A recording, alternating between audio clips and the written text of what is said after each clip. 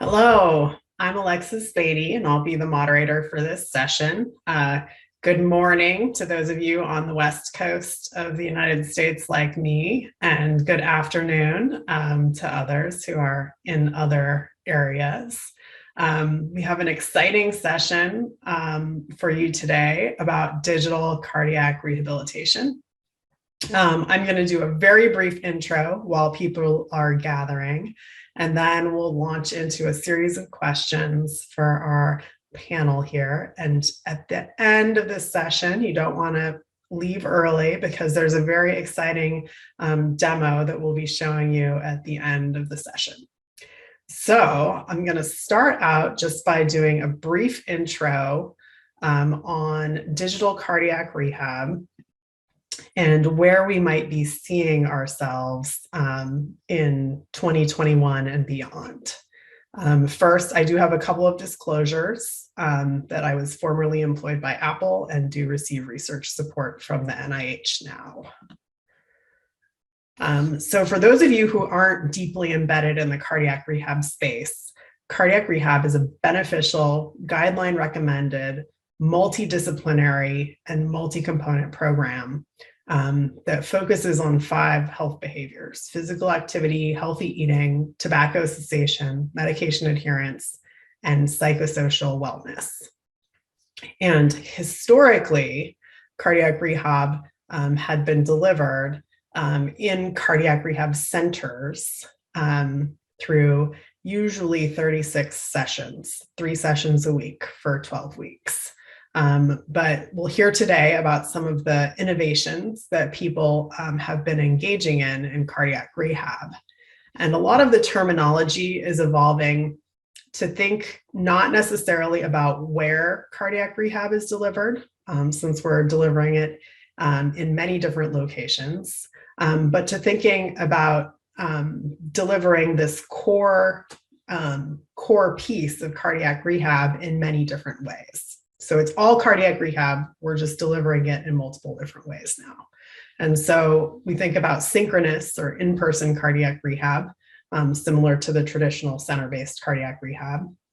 Now, and especially during the pandemic, we have synchronous virtual cardiac rehab where people are in a different location than the cardiac rehab staff, but are exercising and communicating over two-way audio-visual communication. And then there are asynchronous and remote forms of cardiac rehab where the person exercises on their own. They communicate with their cardiac rehab staff over the phone or through digital tools, and things are monitored somewhat remotely by cardiac rehab staff, though they may still have telephone or video visits with their patients. And so we're in this new world where cardiac rehab isn't tethered to a center, and we have multiple different ways where we can deliver cardiac rehab. And one patient may participate only in person. One patient may participate only in asynchronous or remote, or a patient may participate using all of these different cardiac rehab delivery modalities. So it truly is a new era of cardiac rehab. And so with this exciting time that we have, I'd like to open it up to our panel. I think we've seen a lot of changes over the last year and a half with the COVID-19 pandemic. And certainly it has changed some things about the future of digital cardiac rehab. But I think there are also some things about the future of digital cardiac rehab that haven't changed because of the pandemic. And so thinking about these two things, what has changed and what hasn't changed, I'm going to open it up to our panel to begin the discussion. And so maybe we'll first start with Eleanor. I think you particularly can talk about some of the things that maybe haven't changed. So I just want to talk a little bit about my background in cardiac rehab. For almost 30 years, I was at Kaiser Permanente, Northern California, and my hospital was a teaching hospital of Stanford University, and Stanford had no physical bricks and mortar cardiac rehab. So in 1988, Bob DeBusk developed a research program with Nancy Houston Miller and situated it at my hospital, Kaiser Santa Clara, for a virtual cardiac rehab. And this was extremely successful, had more than 85% participation, which has continued for 30 years. And I became the head of it and regionalized it to 23 medical centers. So from rural California with Hispanic farm workers all the way to the crunchy people in the wine country of Santa Rosa, we had every ethnicity, every socioeconomic slice, all doing remote cardiac rehab after a cardiac event. And the outcomes were outstanding, such that the risk of having a cardiac event, if you were a Kaiser Permanente member, was 30% less than the rest of the state of California. And this was all with remote cardiac rehab. So going into the digital age, we have Epic as the main electronic medical record in Northern California among all the different facilities, including Stanford, UCSF, Sutter, Kaiser. So we can all share information. So we were able to bring it online into the computer age. Now, at this time, what happened with COVID is all of the bricks and mortar centers across the country in March of 2020 had to shut down. So there was no essential physical cardiac rehab across the country.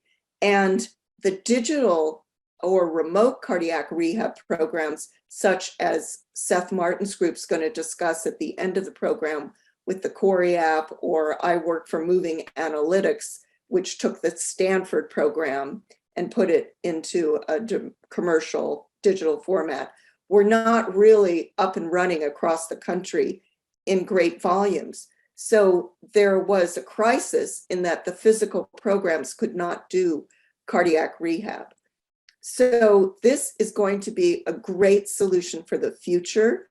And I am in favor of having hybrid programs where a center which can service perhaps 15 to 30% of people who are willing to come to a center, but they can then service the other 70% with a remote program, one of which we're going to hear about at the end of the session. And the only other thing I wanted to add is for 2021, Medicare CMS has now made this a HEDIS quality measure for patients to undergo cardiac rehab, because we all know what it does for outcomes. Thank you. Yeah, Seth and Francoise, do you guys want to speak too about kind of give us the preview of what you might talk about with Corey and the avenues that this opens up? Sure, I can kick it off. Thank you, Alexis. It's always following Eleanor. She has such a rich depth of understanding of this challenge and problem. And we're definitely, I would say, the newer generation of thinkers around how are we going to solve this problem, to your point, and what we all understand is getting more patients access, particularly those that are underserved and where health equity is an issue and oftentimes are left behind in the traditional model. So what we hope to highlight at the end of this session is walking through a case example of how a patient who might otherwise not have received services is going to go through and experience the virtual cardiac rehab hybrid version along with us here on our virtual session. So we'll walk through that patient's experience. And I think it will highlight, both to your original question, Alexis, what is new and what is within the traditional system that still needs to be there. And one thing we'll highlight is that there's no replacement for seeing the patient and evaluating them for safety, for participation, even though we have thresholds that have been our standards for patients participating that are low to moderate risk, that have an EF that's greater than 40%, no lethal arrhythmias, et cetera. There still needs to be some level of a human touch point and a clinical touch point to really engage these patients, get them started, and make sure that it's safe for their participation. So I think that part of the traditional center-based care is so critical. but I think we're going to highlight how we can bring in now all these new tools that a lot of patients have with them already that we're going to now activate to be part of cardiac rehab. Thank you. Yeah, Alexis, I can add, maybe amplify a little bit. First of all, I just want to thank you for including us. Thank you and Alexis and Eleanor, who have been just tremendous leaders in this field and inspiring us, really, setting up the chance to scale up digital programs to really reach patients, to provide that access like Francois highlighted. I want to thank everyone who's joining us, in this important discussion, because this is going to take a lot of teamwork, I think, to make this happen. And so I think just the sort of the spirit of collaboration we have within this digital cardiac rehab community is super important, because ultimately this is about getting this to our patients. What if not, first of all, what if we could get cardiac rehab, which we know is once patients get in there, they become inspired, they have better outcomes following, prevention. What if we could get all the patients who qualify to get in? And then what if in the future we could even expand it to more patients who we think could benefit but don't meet current traditional criteria, like patients with atrial fibrillation, or even in the primary prevention setting of atherosclerotic cardiovascular disease? Cardiac rehab is such a great way to organize the tools that we know work. And there's just so many more people that could benefit, but we're not anywhere close to providing the access that we need. So I feel like that's what is changing now, is the time is right. We have the technologies are there. The time is right to connect the dots and really scale up all the great benefits of cardiac rehab that Eleanor has already been successful scaling up regionally, and just scale it up further. The tools are there, and we just need to make it happen. And it's not an easy challenge, but the benefits will be tremendous. We got one question through the chat that I'd actually like to hear Evian comment on, because I think you have some insights into what we can do here. So cardiac rehab is, when we do it in the center, there's a lot of group camaraderie between the patients. And so there's a lot of, social engagement and peer engagement that helps the patients to get and stay motivated. What can we learn from the mental health world that can help us when we're delivering digital cardiac rehab? Oh, thanks, Alexis. A great question and great summary of what hasn't changed. I'd like to maybe address that question about one factor that I think is changing, and that is stress. So, and before I do, I just want to just acknowledge CI who have really been crucial in underpinning this Think Heart program that we're doing that is focused on this issue. Essentially, what we've seen, so when I set up the first standardized and integrative database on the brain, what we saw is that stress was such a critical gateway to all of mental health. So we had about 1 million data sets, and then we developed it online, and we have about 1 million people now who've used it. And what we saw, Alexis, was that the granularity of the specific engagement and retention parameters for stress, and I'm also a fellow of the American Institute of Stress, and it's the same dynamic where I think everyone's moving to, that the days of should lists, you should do this, and you should sleep better, and you should exercise more, is great. I mean, it's of course critical, but it is not what rewires the brain into a new habit. So the granularity of, in the case I'm suggesting stress, to answer the question broadly, is the sixth potential guideline to your really terrific list at the beginning. So what we've seen with mental health is that giving people should lists is just not effective in creating habits, new habit behavior change. The granularity is critical. Are they negatively biased? Are they positively biased? Are they introverts? Are they extroverts? Are they ready to change? I mean, all stuff everyone knows, like the biggest gap is, of course, between knowing and doing. So that's, I'd say, the broad answer is that the biggest gap is knowing and doing. So, okay, easy to say. What's changed? Well, a couple of things. Firstly, the focus. By actually saying, you've got 50,000 thoughts a day. How do you change one of them? Like specifically, what is your strategy? And how do you help people find that? Number one. Number two, and probably the last point I'll make that exemplifies, I suppose, where we're going is biometrics. Like being able to continually measure heart rate variability, for example. One of our collaborators, Julian Thayer, published in 2019 the first index for heart rate variability as a metric for cardiac risk.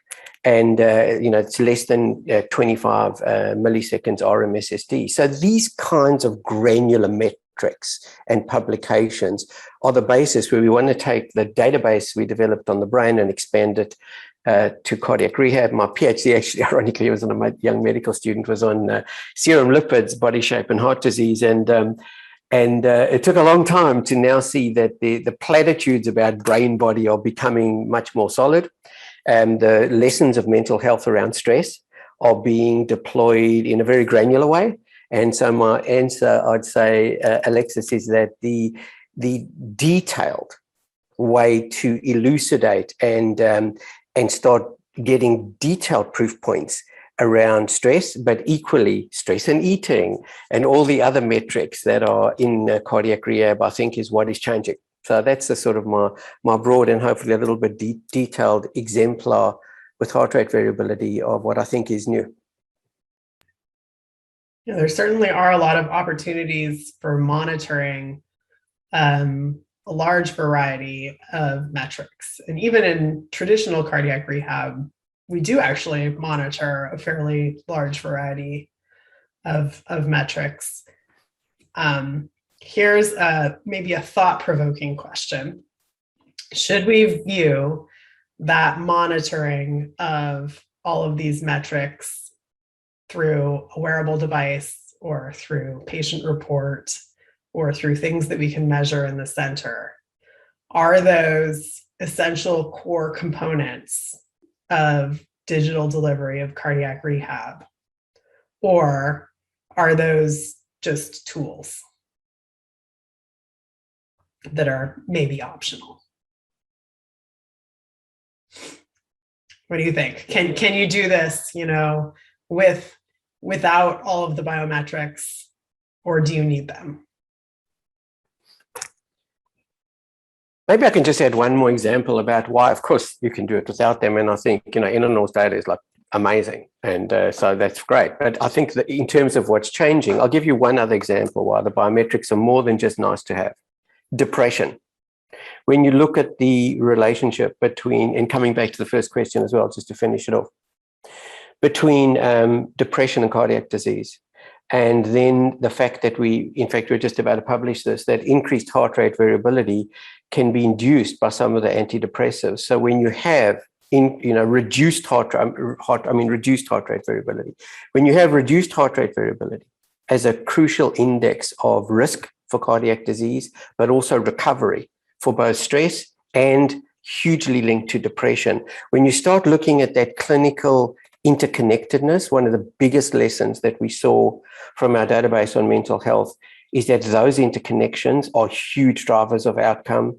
And I think it's more than just a nice to have. I think they help with treatment decisions.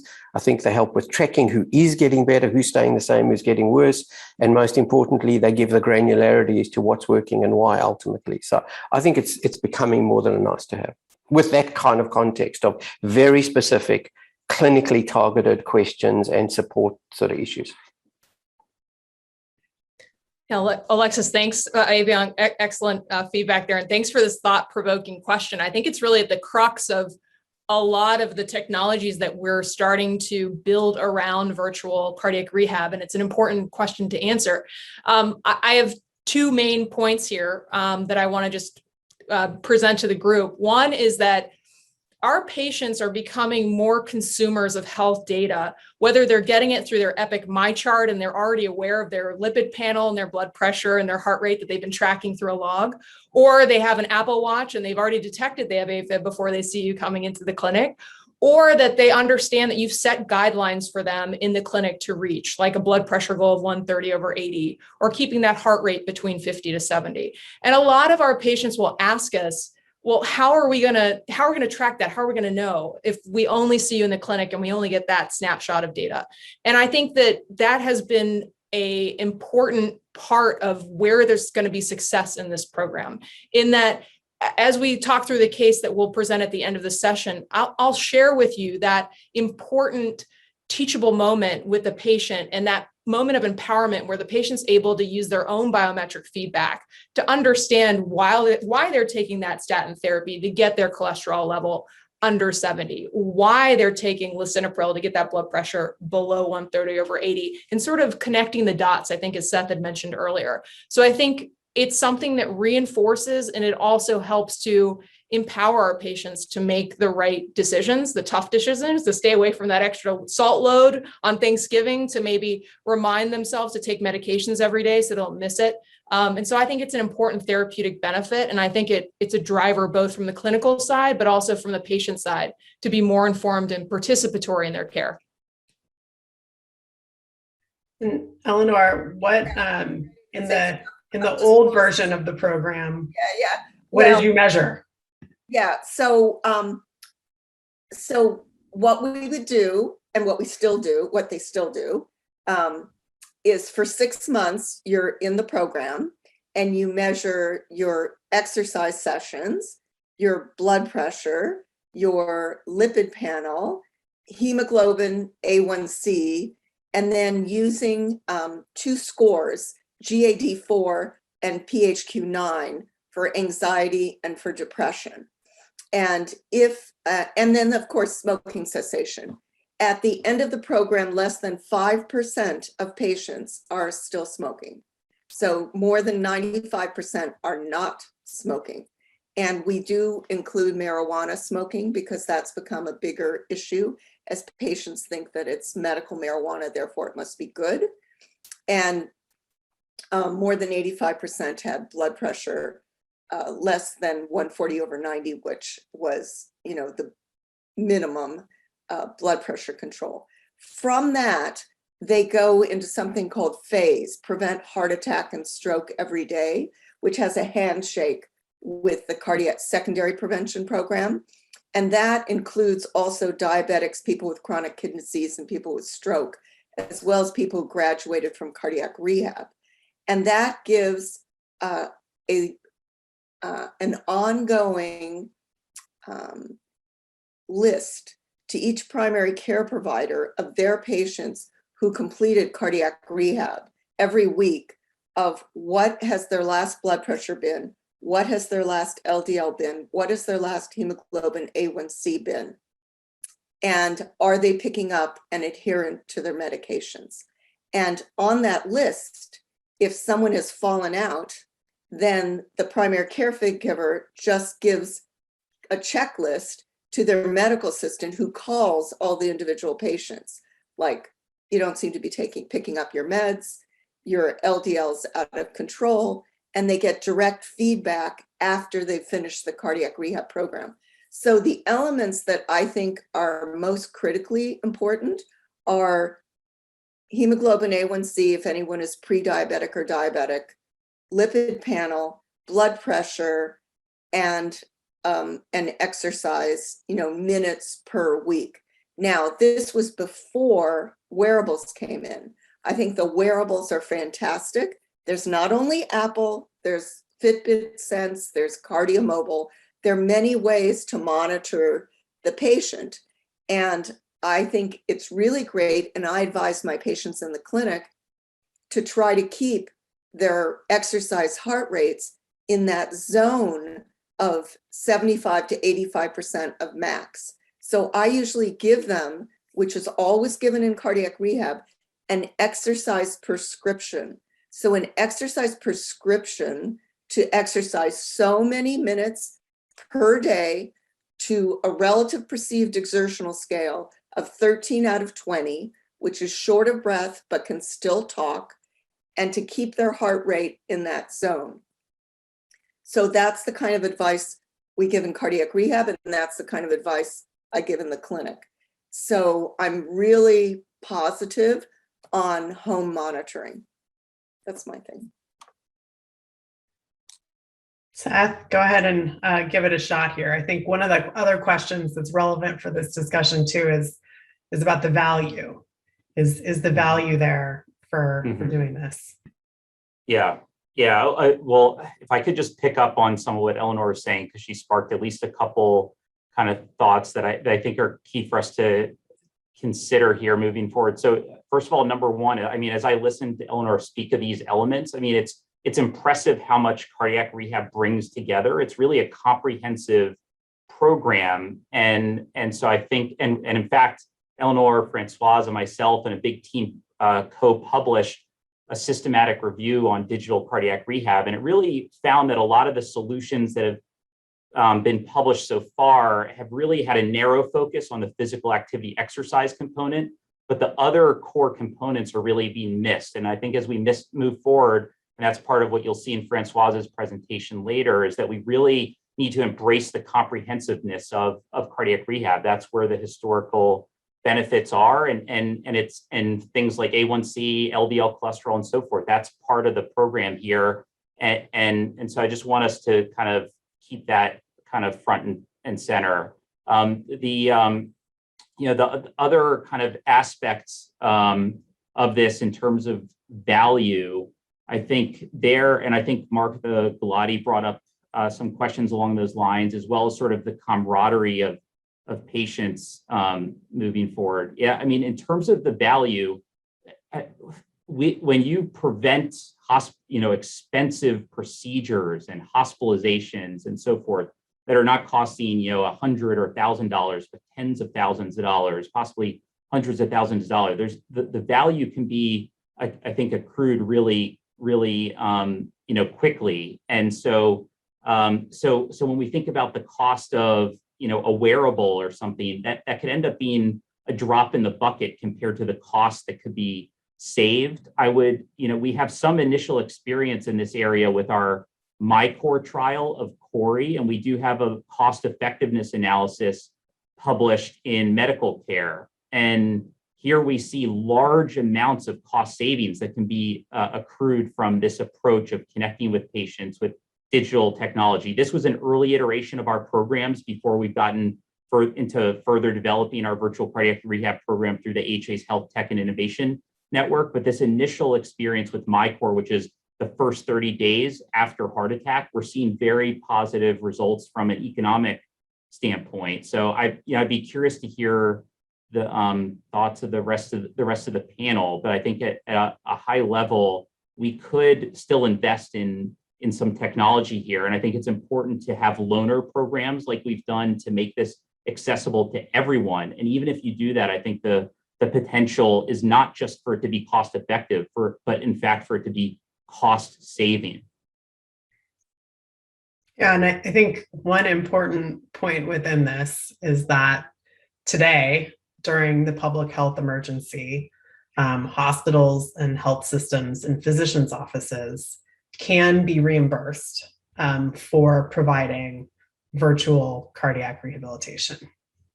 And that was not the case prior to the COVID-19 public health emergency, except if you practiced in an integrated health system like Kaiser or the VA. But during the public health emergency, people can get reimbursement for virtual cardiac rehabilitation. It is still uncertain whether those public health emergency allowances will be continued after the public health emergency is over. I think we're all kind of devotees of this. And so I'm sure we would all vote for continuing that payments for virtual cardiac rehab after the public health emergency. So I think now is our time to sort of make that pitch, So what I think, Seth, you were alluding to this just now, like about what is the pitch, what is the argument for why we should be continuing this. We can be speaking maybe to health policy leaders, but I think we also need to be speaking to hospitals and health systems who are often on the hook for a lot of these costs, for readmissions, and for caring for patients who may be in an accountable care organization. So how do we make the pitch to policy leaders and hospitals and health systems that digital cardiac rehab and virtual approaches to delivering cardiac rehab are worth their time and effort and cost. Well, that's a pitch I'm making every day. So I think you have to go to the payers, because if you go to Blue Cross Blue Shield, the different health insurance, it becomes a no-brainer for them, because they pay more if people get more sick. So it's to their advantage to keep people well. But it just has to be made evident to them that cardiac rehab, virtual or hybrid or bricks and mortar, keeps people well. I think as far as CMS and Medicare, they're definitely going to be continuing it for the rural environments where they never could get to a bricks and mortar. Now, whether they continue it for the urban environments, it's not clear to me. But I think that if the commercial payers can start to pay for it and realize how important it is, that CMS might see that and go along. So, so that's what I see. I mean, you already see, if you're in a place that's an HMO, like the VA effectively is, or Kaiser Permanente, they absolutely embraced it from the beginning, because it prevents people from utilization because they stay well. So I think it's going to be a no-brainer for the commercial payers if it can be made evident to them. So Seth, you've got to go out there and go talk to them. That's right. And I'm bringing Francoise with me, because nobody's better at pitching than Francoise. I think it's the pitch and the data, continuing to accumulate the data that we can bring forth to make it a no-brainer decision. I would add one other group to that, to payers. Of course, we work with payers quite closely, but also groups like IBM. We've just been adopted by IBM for the mental health side to go to all vets and DOD. So when you've got these groups that have the distribution, it's another pathway that is sort of not quite direct to payers, but direct to those few groups like IBM who have the massive distribution. So that's just another. And they are looking for kind of and a kind of flex, kind of innovative in the way they're thinking about, and they're not stuck in old ways. They're innovative in what they're thinking about, sort of the possibilities of the ROIs for integration, basically. So that's just another option we're thinking about. It took a while, takes years to get those decisions done, but when it does, it's like a battleship moving. It's quite extraordinary to watch, actually. I think on this topic, one thing that's really important to mention as well, I was actually having a meeting yesterday with a industry government affairs leader, and we talked about the fact that the Office of Minority Health is a really powerful and interested body of government that would be very interested in seeing that cardiac rehab, unfortunately, has a huge amount of patients that are underserved and minority individuals who are not getting the same access as the rest of our community. And from a population health standpoint, these types of both leveraging digital health, especially in an era of COVID where we know that we need to be able to rely on this technology to help when 70 to 80% of our centers shut down if we have another crisis like this or something new happens. We need to be prepared. And so I think that there's an opportunity to leverage CMS, but also working along health disparities and solving that problem along with leveraging technology. And I absolutely agree that bringing industry into this to help us to really solve this quickly and to work effectively to figure out what's the value proposition. Can we do pilots that are going to help to really answer these questions, get the data that we need to start scaling this and getting this to more patients? Quick frame, and then I think this is a great segue to the next topic that I wanted to get into with all of you. So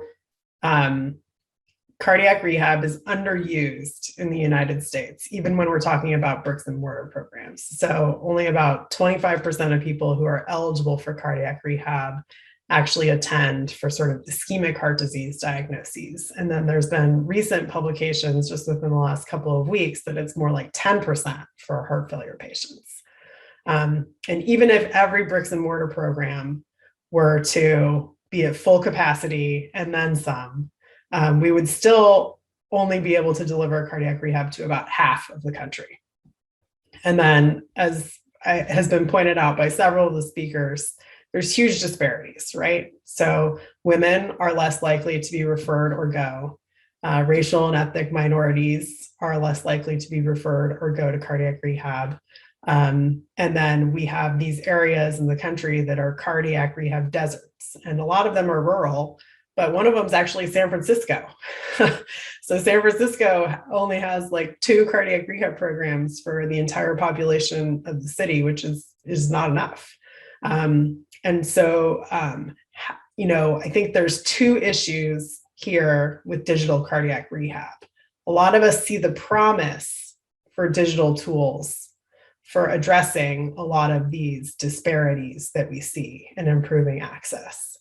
But there are also challenges to using digital tools for achieving health equity. So how can we harness this to really address the challenges, whether it's health literacy, digital literacy, broadband access?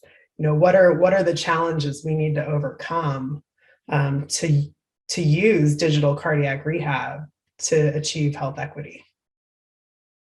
Alexis, maybe I kick us off here. This is exactly the focus of our current HA-funded MTech Center. And I think there's obviously multiple important ingredients here. One thing I want to highlight, though, is we need to bring the patients into the process of building these programs from the start. That's what Nino Isakadze, who's our fantastic HA-Esophageal Fellow, is leading our human-centered design sessions. And so patients, their family, caregivers are involved in making sure we're thinking through all those components that we need to think through, not just making a beautiful app, but making an app that is intuitive to use, but also that they have access to the right technologies. We've had to create loaner programs so that we can make sure everyone can access the program. But then it's not just about the access to the technology, it's also about the coaching that's needed. Some people get it within a few minutes, some people take more than an hour. And so personalizing that coaching that's involved. And also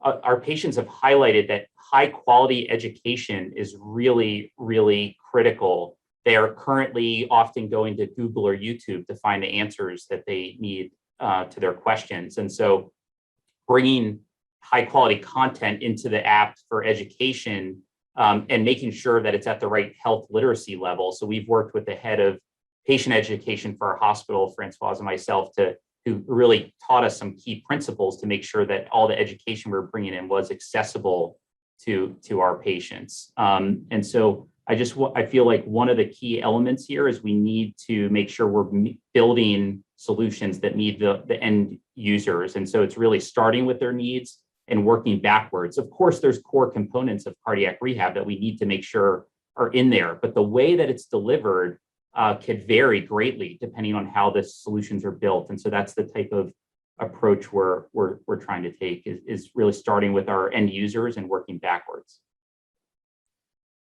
This is Eleanor. So in my work at Kaiser Permanente, I work directly with health education, and we tried to aim actually for a 5th to 8th grade literacy level in our patient education materials, which we put both online, accessible to the community, not just to Kaiser Permanente members. You can go to kp.org and read all the stuff I wrote for years and years about heart disease. And we also translated it, again, at a 5th to 8th grade literacy into Chinese and Spanish, which are 2 of the major languages in the Bay Area. We will, at some point, we do need Vietnamese, but I have to say Chinese and Spanish were the primary ones that we have translated into. So I do think you need to make it also accessible in other languages and a lower literacy level. And and accessible to all. So the program that we developed there, we actually gave to the community clinics that do Medicaid throughout California. So now that I'm at Stanford and I see the Medicaid, which we call Medi-Cal in California, patients come to Stanford for their cardiac consultation, I see my own programs staring back at me because they're on all the right meds. They're on a statin, they're on an aspirin, they're on an ACE or ARB. They're on everything they're supposed to be because the community clinics embraced the program of essential medications. Just add one other thing, Alexa said, where mental health might have something to offer in this as an example. And that is this huge access issue that you've highlighted, which is, of course, not just in cardiac, it's there for addiction, it's there for mental health issues. And I suppose one of the examples that we've been looking at is CBT, cognitive behavior therapy, where it was mostly done in person and very inexpensive and time consuming and effective. But there's increasing evidence that online CBT is just as effective as face-to-face in some cases, like people who don't have severe depression, for example. So being able to elucidate those proof points that Seth alluded to earlier, and then be clear about what is the absolutely unambiguous differentiation of digital rehab, and then deploy those pieces on scale, I think is a good tip of the spear to really get right as a group, the community, really resolve that beyond the generality. So I think there's huge scope for that to bridge that gap. There's one other thing I wanted to bring up on diversity and inclusion is the hypertension program that Kaiser Permanente did to reduce stroke over time. Spearheaded by Joel Handler and Mark Jaffe. And what they found, because there's a large African-American community in the East Bay of the Bay Area, and what they found was that instituting guidelines and having direct patient contact and being very persistent about these goals with that population, with the health education materials at the appropriate literacy level, they were able to achieve equity in blood pressure control across ethnicities within the medical group and reduce the risk of stroke, which is really critical in the African-American community. So I think the idea of really adhering to guidelines and pressing on it, in this manner, in a global way, really helps. Francoise, I saw you try to unmute there. Yeah, thank you. I just want to, from a community level, remind us that the patient returns to their everyday life. And I think building partnerships in our community, whether it's YMCA or whether it's with our neighborhood pharmacy or with our health centers, to really understand that cardiac rehab is it's going to build a habit and a lifestyle that needs to be supported by the community moving forward, and to offload some of the challenges that might exist within trying to provide everything within the hospital system. It's important to really start identifying that and growing the care coordination that's required to really support the patient all the way through a heart healthy, as Eleanor is mentioning, those guideline directed medical guidelines, really making that an everyday thing. And I think we have to just be acknowledging that patients might have those social determinants of health or community issues. And we need to start addressing that as part of this comprehensive program. In Corey, we actually try to identify early on if patients have trouble accessing medication, transportation, or feel that they need caregiver support during this process. Because along the lines, I know Evion's been focusing on mental health. It's so critical that we think about the person and everything that's surrounding them in really making those goals we're giving them actionable. They need to be supported in a holistic and comprehensive way. So just taking into account community, social determinants of health, and really addressing them along with our rehab support. One of the reflections I'm having right now on this session is we're talking about digital cardiac rehab. So we're talking about technology, right? But we've spent a lot of time actually talking about people. and people being patients, but, we've also talked about a little bit caregivers, healthcare providers, doctors, nurses, exercise physiologists, and the community. And so it does sort of beg the question, when we're talking about digital cardiac rehab, are we talking about something that is, completely automated and delivered from an app? Or do we think that these connections and people are still part of the equation? I want to talk about that right away. So part of these programs, like the Stanford program that Kaiser took on, that Moving Analytics is commercializing, part of the essential part of that is always the care manager.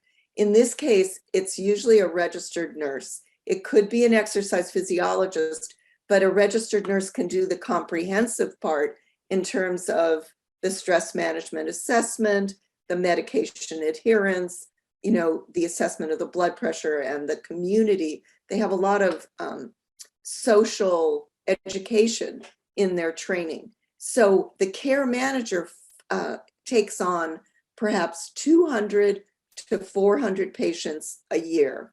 And they have a direct relationship with the patients that they're managing. So even though it's a digital remote program, the patient has their care manager, their person that they connect with, who then has a direct connection with their cardiologist or their cardiology group to pass on if something isn't going wrong. So it's not just a digital app on a phone.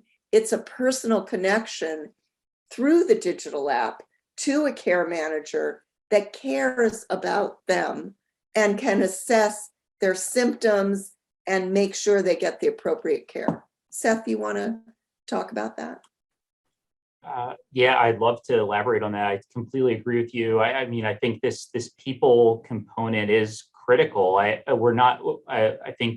imagine the consensus here is not that we're just going to download an app onto a phone and then it goes from there, and it's wishing them luck to do well. These human touch points will be really critical. So the exercise physiologist, the RN, it really is a wonderful opportunity with cardiac rehab to bring the multidisciplinary team together to support the patient. But the technology approach does allow us to get into that more continuous care model and to do things more efficiently so that they could be scaled up. And I think that that's kind of, to me, the way this will look in the future. And it'll help us as clinicians on the clinical side of the team prioritize who may need help, now. And that came up in one of the earlier health tech sessions earlier this morning. But cardiac rehab is, I think, a program that's kind of ahead of its time in the way that it really was providing this more longitudinal care with multiple touch points and building that social connectedness. And I think we need to continue to, respect what's been successful in the past and not allow technology to just totally take us to something that doesn't look anything like it looked before. Alexis, could I just add one other proof point about community? And one of the reasons we work with Shelley Carson at Harvard on this, and it's just astonishing how obvious about how powerful the data is of peer feedback. And once there's nothing more powerful, and you can have all the doctors in the world telling people what to do. There's very complicated dynamics in that. But peer feedback, there's nothing more powerful. And I think that's a crucial variable to keep expanding on. Yeah, and I will say, a lot of programs have done this differently, and during the pandemic even. And our program at UCSF has turned basically into an entirely hybrid program, where we deliver cardiac rehab in whatever way sort of meets the patient's needs, whether it's virtual, telephone, remote, in person. And for the patients who are participating mostly virtually, we actually have weekly basically Zoom sessions. We call them wellness sessions, for people to continue to have that peer engagement, even though they're not having the center experience. And so they get both the reinforcement from their cardiac rehab providers, whether it's through one-on-one interactions or chat. And then they also get the peer interactions through these weekly group Zoom sessions. I don't know, have you guys incorporated any peer motivation into Corey? Francois, do you want to tackle that? Yeah, I mean, I think the the peer interaction is critical. Totally agree. Corey has will certainly, we've explored different options for that. Our cardiac rehab center does have those Zoom educational sessions, so they can participate in those. We've looked at sort of building chat or Facebook type groups for people to come together. I think those tend to work best when it's like a patient-led thing. And I think that's where, as we look into the future, some programs have done a really great job bringing on alumni of their program. Like cardiac rehab is kind of like a college, and then you develop some folks who are really enthusiastic graduates of the program who then can participate. So that's the direction that we're going, to try to build out that camaraderie. But I think there's a lot of opportunity here. I don't know if you want to add anything, Francois. Yeah, I totally agree. That social networking, peers. We also see a lot of value making this a family affair. So bring this into sort of a companion experience, so that you're tracking not just how you're doing, but the family's going to take a walk. Who's doing better with their steps? That sort of friendly cooperability among peers, among family, we think is very powerful, and we're working on that as well. All right, I'm going to take one last sort of question for the group here, and then we'll dive into the Corey demo. So I think the last question I'm going to start with is, okay, you are a cardiac rehab program or a hospital or a health system or somebody who wants to start doing digital, virtual, remote cardiac rehab. How can you do it? What do you do? There are several commercial programs, and their system can contact, either Corey, Moving Analytics, there are a couple other ones, and have them come and do a demo virtually for your health system to see how it's going to integrate with your bricks and mortar program. And there are many successful hybrid programs happening across the country.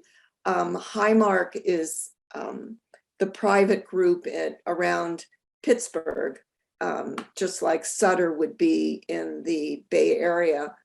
And they've instituted a hybrid program with about 15 to 20% of people coming to bricks and mortar, but the other 70% to 80% using a mobile app with a care manager.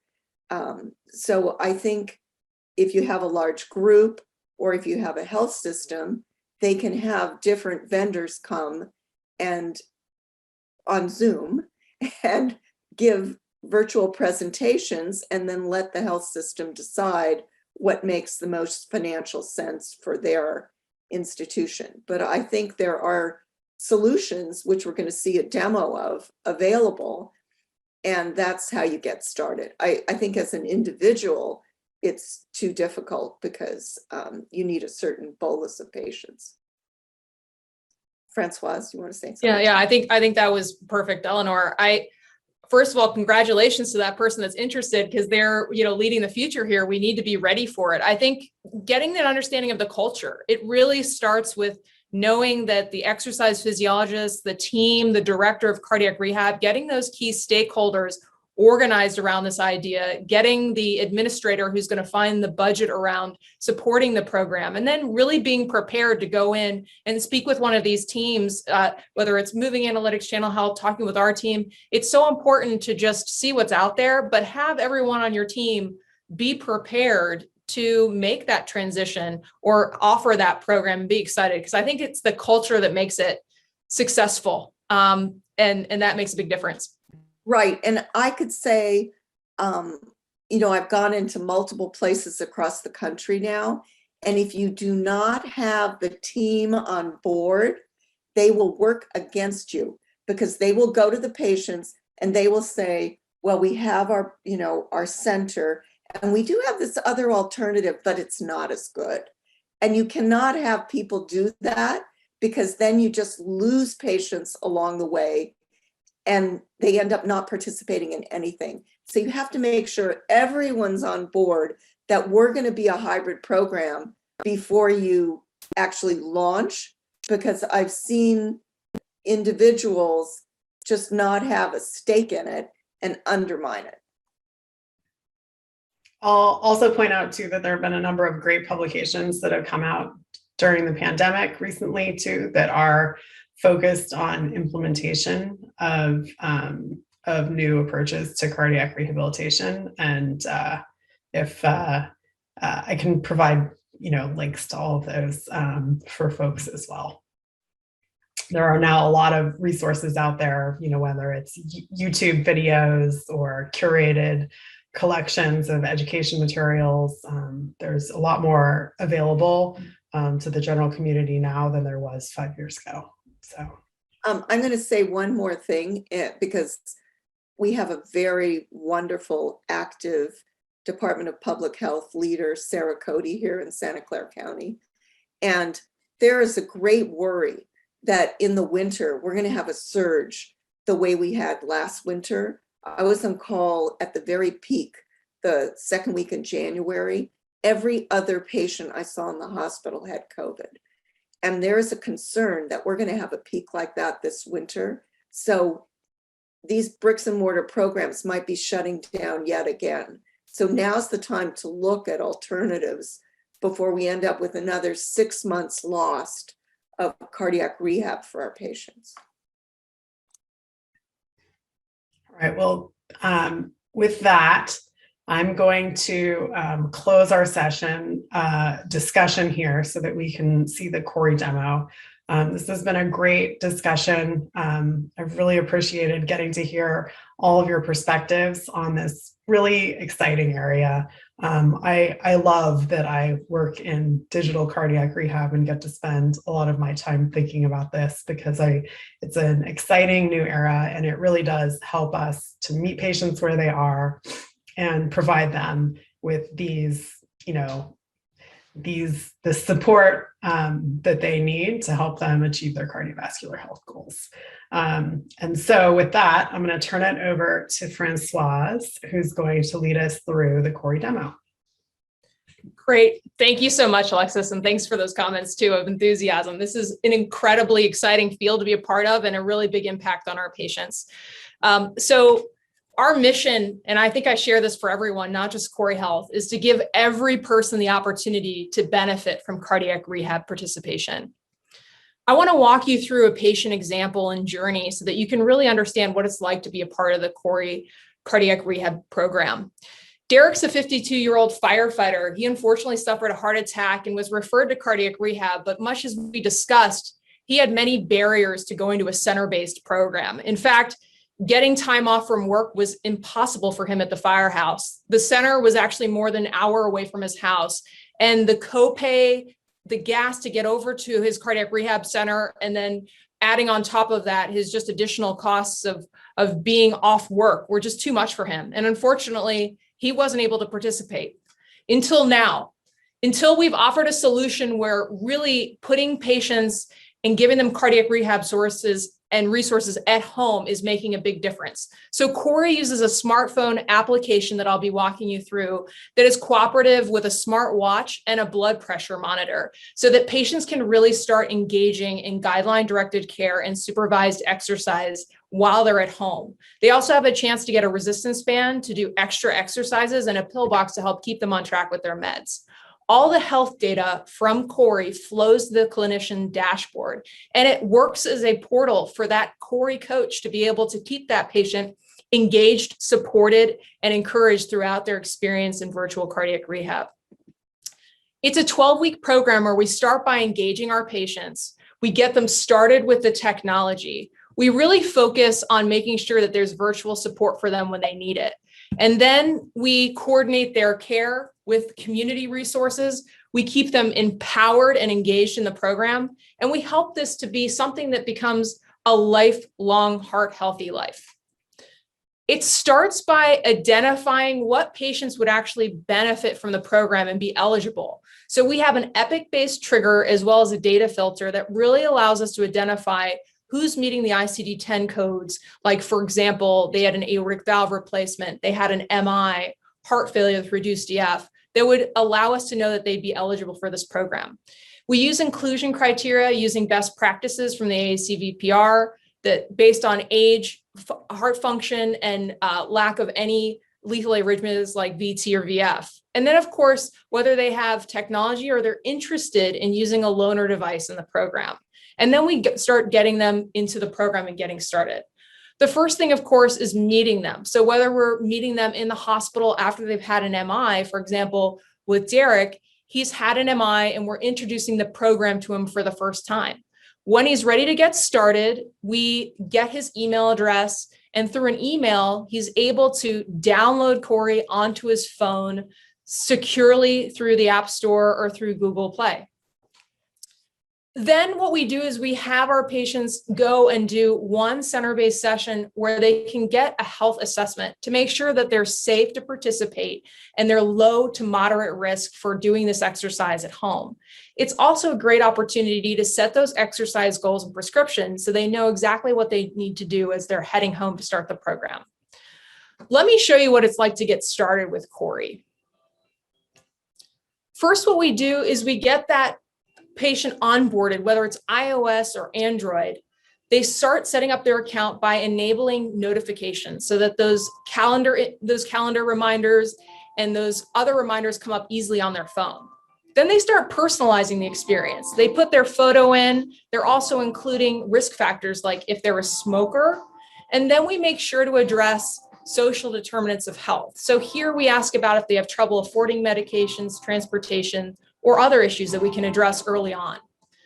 Now we get them comfortable with the technology and the wearables. So we have tutorials that help walk through how to use a blood pressure cuff, whether it's iHealth or Omron. We support multiple blood pressure devices. Then we want them to get comfortable with the smartwatch. What we have them do is show that they can easily click off and track their medications on their smartwatch.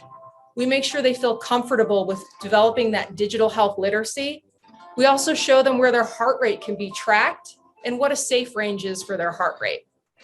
We also show them how to do workouts and set that through their watch. So whether they're doing an outdoor walk, for example, they can get started and get that going easily.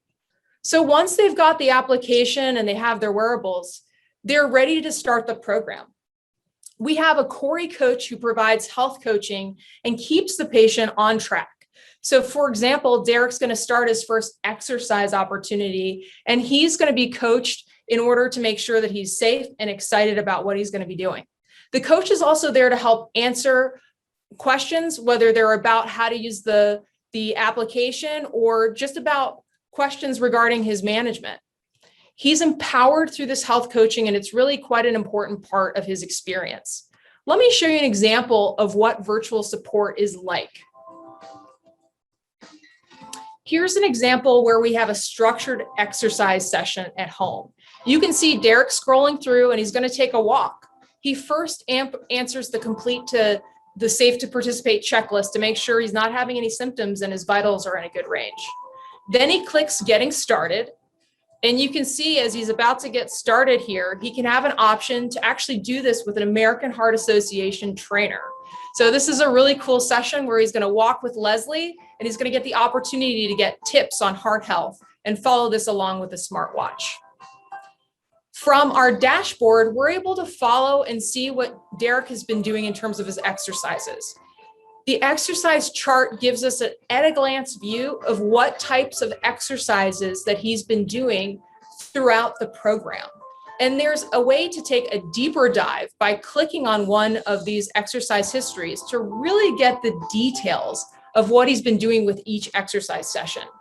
Duration, frequency, and pre and post vitals are part of understanding what his workouts have been and how he's been doing to provide feedback. That's an example of virtual support during a structured exercise session. Now, it's so important when Derek's going through recovery after a heart attack to coordinate care, whether it's making sure he's on guideline-directed medications and keeping up with that, following up with cardiology primary care, making sure he knows how to check his blood pressure, or keeping up with his exercise and healthy lifestyle. Derek has a lot of care coordination, and we're here to help through that. Let me show you an example of how we help him go through care coordination. So let's get started with vitals tracking. He's going to be using a blood pressure cuff at home to keep track of his blood pressure. And here what we do is we walk through step by step how to take a valid blood pressure, everything from resting for 5 minutes to making sure that the arm's at the level of the heart, to actually holding off and not talking while they hit the start button. Once they go through this process and they hit collect a blood pressure, it automatically syncs with Corey. Then they can enter their heart rate or have the heart rate flow through their smartwatch. We also track mood, so we can keep track of how they're feeling. And then we also have the ability to either sync with a scale or enter the weight manually. So patients at a glance get an idea of how they're doing from heart rate to blood pressure, weight, and step and activity count. Then importantly, we keep them on track with their medications. So aspirin, their statin, Plavix, lisinopril, these are key medications after suffering a heart attack that they need to be watching out for. And not only tracks, but it keeps them informed on why they're taking these medications and common side effects. And it's all written at the 6th grade level. Now, as we flip and we focus from the clinician or the coach's view, we get a look at a glance at how our patients are doing at 7 days, 14 days, or 30 days. And this gives us a really accurate estimate of how they've been doing during that recovery time. And is there anything that we could get better on in terms of guideline-directed medical care and goals? And so as we look down through heart rate, blood pressure, and steps, our eyes might see that his blood pressure has been trending in an elevated range in the 150s to 160s. We know from guideline goal, we're trying to achieve less than 130/80. So this actionable insight is a way for us to be able to work on adjusting lifestyle like DASH diet and maybe addressing that medication management at his next clinic visit. We also can take a look at steps and see how his activity goal is going, making sure that we're able to positively reinforce and then also give him opportunities for improvement. Now, as we take a look at his medications, we can see that overall, he's been around less than 80% over 3 days, 7 days, 2 weeks, and a month, just looking at this brief review. And as someone who has had a stent after a heart attack, there's some concern because it looks as though he hasn't been 100% adherent to his DAPT. He's also missed his statin on several days. And so again, for our guideline goals, we can explore how to address barriers to DAPT, as well as his atorvastatin, as well as blood pressure medication control. Now we can flip to education as well, or we can jump in and see how he's doing with his own health report. So what's really great is that patients have a chance to click on their own key cardiovascular metrics and share this report with their primary care doctor, cardiologist, or other healthcare provider. So what we were seeing on our review screen as a clinician can also be shared by the patient to their own care team for coordination.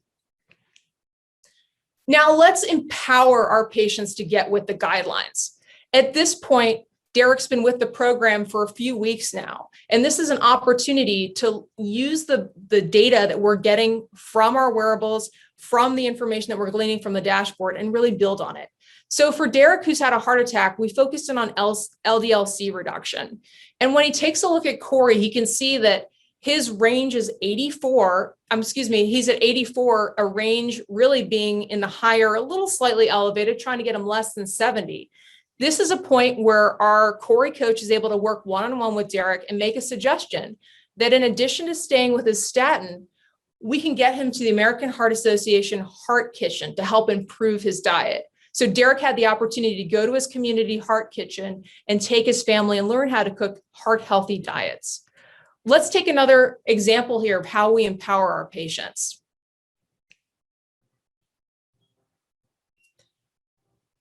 So here's another view of where we can really dive in and provide additional metrics for our patients to get an example of how they're doing. We can give them kudos for good work on keeping their blood pressure goals below 130/80, the heart rate that's within that safe range that we're aiming for, and good weight control, as well as keeping track of their mood. So this is a way that they can get closer insight. Here you can see where Derek's checking, and look, all of a sudden his cholesterol is at a better range, and it's been in a better range since he got that feedback from his Corey coach and started going to the heart kitchen. So this is an example, again, of how we can really work on providing that specific feedback and empowerment. We also have really top of the line education, whether it's an article or video that inspires our patients to improve their diet, nutrition. If they're smokers, we give them actionable resources like 1-800-QUIT-NOW so that they can actually get those free resources and quit smoking. For diabetes, lipid, and blood pressure management, we do everything we can to help inspire them to do well at recording their vitals and keeping up with that goal of less than 130/80. And with our education, we love to give our patients kudos and positive feedback. If they complete all the learning, their heart fills with gold, and we're able to give that reinforcement that they're doing an awesome job. We can also see on the dashboard if there is room for improvement. For example, if they're less than 80 or 90%, we might make suggestions about how they can improve their learning. We also have the opportunity to have precise education that's really prescribed to our patients based on their comorbidities and health risk factors.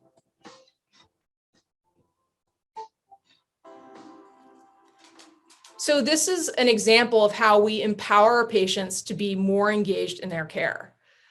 This is the exciting phase where really Derek has been engaged in the program for 36 sessions, and it's his graduation from the program. But we really view this as a way to maintain heart healthy routines and stay engaged and connected. For example, we encourage our patients to join us. This is the most recent Maryland Heart Walk this year with our Corey and Johns Hopkins team, and at the Heart Kitchen, where we've cooked meals and helped prepare food for our patients and for our community. So these are great opportunities to graduate and also maintain heart healthy lifestyle within our community. We want to scale this type of innovation to provide patients and adults here in the US equitable access to cardiac rehab services anytime and anywhere. Like was mentioned earlier by Alexis, we live in a country where there's deserts. If you can see all this light blue, this is where there are no centers. But we envision that with virtual cardiac rehab, hybrid cardiac rehab, we can build more opportunities for patients to receive services and reach everyone around the globe. Now imagine if instead of those 10 to 20% of patients that are now receiving those services, if we're to empower and change and innovate our program so that patients like Derek, who would have been left out of getting cardiac rehab, are now served.